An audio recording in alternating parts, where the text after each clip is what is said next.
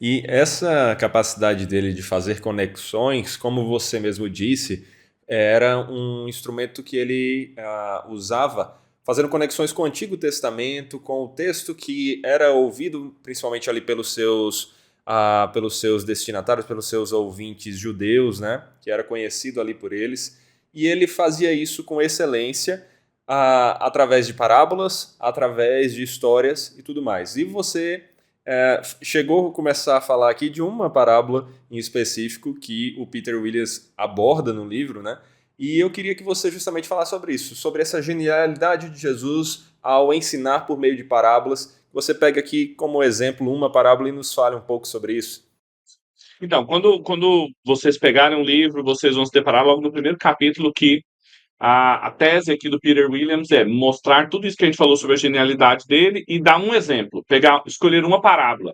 Hoje em dia, lá no site, dá para ver que a atual pesquisa dele, esse aqui é o último livro que ele publicou, então super atual, não é? A Vida Nova, e a atual pesquisa dele é no ensino e nas parábolas de Jesus. E ele pega uma parábola que nós conhecemos como a parábola do filho pródigo, e logo no começo ele já fala, olha, eu gosto de chamar essa parábola dos dois filhos.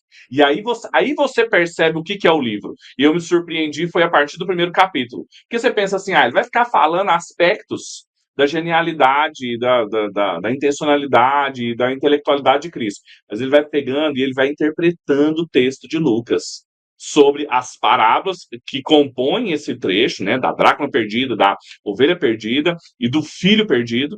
E ele vai mostrando, olha, é uma parábola de dois filhos, ele coloca lá a porcentagem, quantos versículos tem, é a maior história que Jesus contou, quantos por cento é sobre o irmão mais velho, quantos por cento é sobre o irmão mais novo, e você fala, opa, peraí, eu estou diante de uma obra aqui de um estudioso bíblico rigoroso.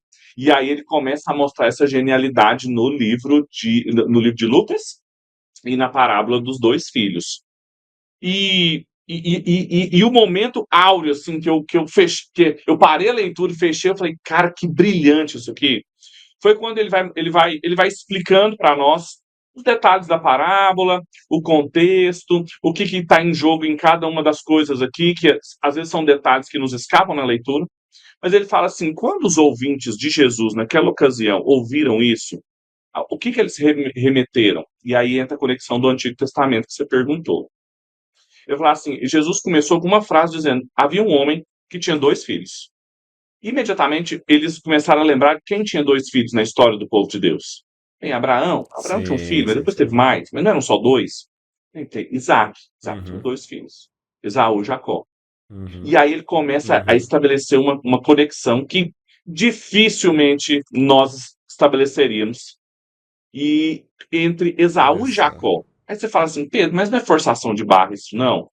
Aí eu acho que foi o momento que eu parei e falei, uau, que foi o mind-blowing, assim, quando ele fala assim, olha, Aham. o Senhor Jesus disse que quando o irmão mais novo chegou em casa, arrependido, ele se ajoelhou, prostrou e abraçou seu pai.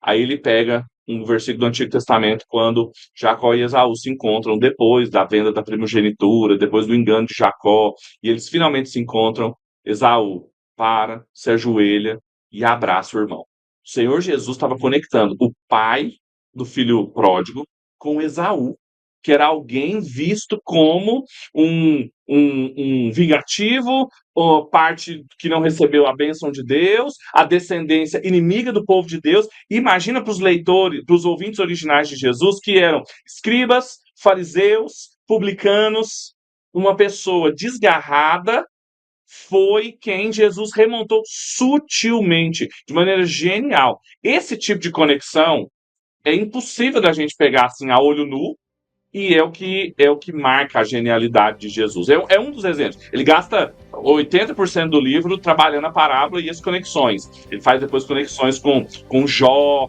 com Abraão, com outras histórias do Antigo Testamento. Mas essa de Esaú e Jacó é assim, sem igual.